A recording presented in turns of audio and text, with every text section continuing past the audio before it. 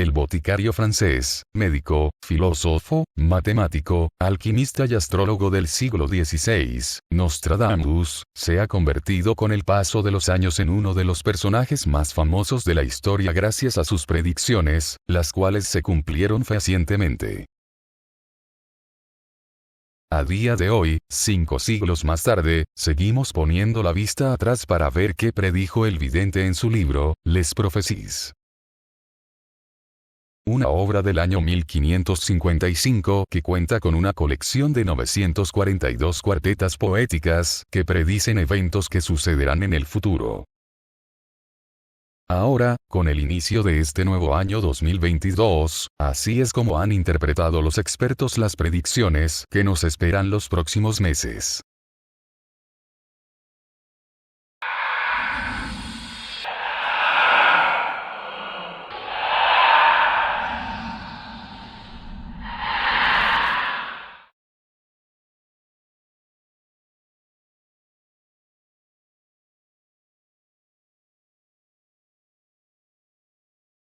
Michel de Notre Dame, mejor conocido como Nostradamus, nació en Saint-Rémy de Provence, en 1503. De descendencia judía, Nostradamus al igual que toda su familia se habían convertido al catolicismo, debido al recalcitrante antisemitismo que imperaba en Europa. Su bisabuelo, Abraham Salomón, tomó el apellido de Nostredame, que más tarde Michel latinizaría y convertiría en Nostradamus, en un intento de revestirlo de dignidad y misterio.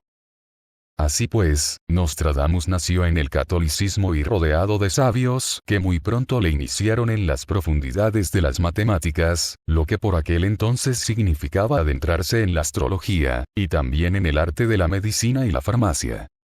Desde muy joven aprendió a manejar el astrolabio, a conocer las estrellas y a describir el destino de los hombres en sus aparentemente caprichosas conjunciones. En Aviñón y Montpellier estudió letras, además de medicina y filosofía, asombrando a compañeros y profesores por sus raras facultades y su infalible memoria. Tenía 22 años cuando, durante una epidemia de peste que asoló la ciudad de Montpellier, inventó unos polvos preventivos que tuvieron mucho éxito. Su espíritu inquieto y errabundo le llevó a recorrer Francia e Italia, donde tuvo lugar una ya famosa anécdota. En Génova, paseando con otros viajeros, encontró a un humilde monje franciscano, antiguo porquerizo, llamado Félix Peretti. Nostradamus se arrodilló ante él, en medio del estupor de quienes presenciaban la escena. «No hago otra cosa que rendir el debido respeto a su santidad», dijo con sencillez el adivino. En 1585, Peretti subiría al trono pontificio con el nombre de Sixto V. Convertido en boticario y perfumista, se instaló en Marsella y dedicó su ingenio a la elaboración de elixires, perfumes y filtros de amor. Fue en esos días de 1546 cuando tuvo lugar un acontecimiento que llevaría a Nostradamus a los umbrales de la fama. La terrible epidemia llamada del carbón provenzal. Nostradamus inventó un mejunje compuesto de resina de ciprés, ámbar gris y zumo de pétalos de rosa que habían de recogerse en cestos cada madrugada. El fármaco, inexplicablemente, consiguió cortar el contagio y revistió a su creador de honores y prestigio, hasta el punto de ser requerida su presencia en Lyon, cuando allí se declaró un nuevo brote de peste. Al año siguiente, Nostradamus se instaló en la villa de Salón, que entonces se llamaba Salón de Cros. En una casa de modesta apariencia abrió su consulta y se dedicó a atender a una nutrida clientela, ansiosa de adquirir sus aceites, pócimas y bebedizos contra todo tipo de males. En esa época elaboró una de sus más apreciadas mixturas, capaz de curar la esterilidad. La fórmula se componía de los siguientes ingredientes: orina de cordero, sangre de liebre, pata izquierda de comadreja sumergida en vinagre fuerte, cuerno de ciervo pulverizado, estiércol de vaca y leche de burra. Al parecer, Nostradamus empleó este remedio para poner fin a los desvelos de la florentina Catalina de Médicis, nieta del Papa Clemente VII, hija de Lorenzo de Médicis y esposa del rey de Francia Enrique II. Catalina, que era tan inteligente como víctima de las supersticiones, se rodeaba de una nube de adivinos, nigromantes y astrólogos, y encontró en Nostradamus el crédulo sosiego que necesitaba.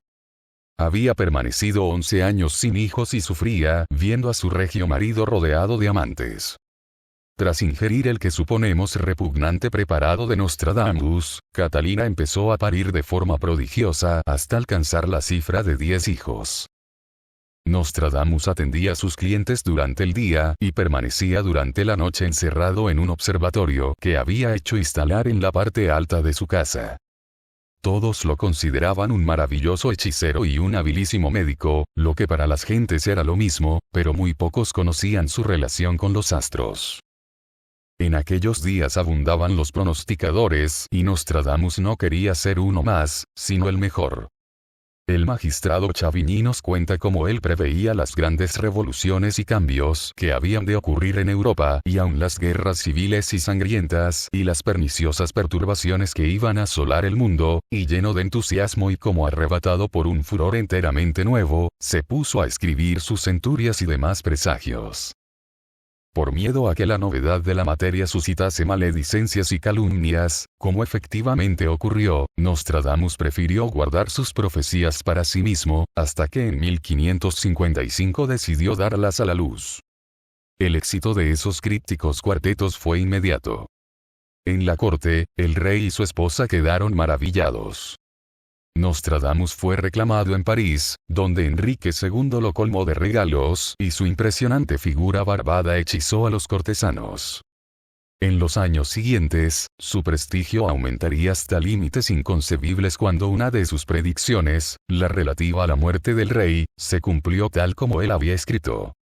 Años antes, el astrólogo Luca Gaurico, consultado por Catalina de Médicis, ya había pronosticado que su marido perecería en duelo. Convertido en rey, Enrique había escrito: «No existe apariencia alguna de que yo vaya a morir de tal manera. El rey de España y yo acabamos de hacer la paz, y aunque no la hubiéramos hecho, dudo mucho de que llegásemos a batirnos en duelo ocupando tan alta dignidad». Cuando aparecieron las profecías de Nostradamus, fue grande la curiosidad en la corte. ¿Era el profeta de Salón de la misma opinión que Gaurico? Los más aficionados a los criptogramas no tardaron en encontrar en las centurias una cuarteta en la que podía encontrarse la respuesta. El joven león al viejo ha de vencer. En campo del honor, con duelo singular. En jaula de oro, sus ojos sacará. De dos heridas una, para morir muerte cruel. Posteriormente, los comentadores han encontrado que todo está muy claro. De los dos leones, el primero trataba de representar el signo astrológico de Francia y de su rey. El otro era el león heráldico de Escocia, bajo cuyo blasón combatía el conde de Montgomery, lugarteniente entonces de la Guardia Escocesa en la corte de Francia. Los hechos ocurrieron así. En uno de los torneos que festejaban el fin de la guerra con España, el rey quiso medir sus fuerzas con Montgomery. Este último golpeó involuntariamente con su lanza la coraza de Enrique, con tan mala fortuna que una astilla penetró bajo la visera del yelmo real, que brillaba como el oro. Como auguraba la profecía, el joven león escocés era 12 años más joven que el rey y de las dos heridas, fractura de cráneo y ojo atravesado, solo la segunda era mortal, como indicaron los médicos. La crueldad de la muerte se advierte en que la agonía de Enrique duró más de 12 días. Los versos se habían cumplido con fatídica precisión. Nostradamus nada más se equivocó en un detalle. No fueron los dos sino un solo ojo el herido.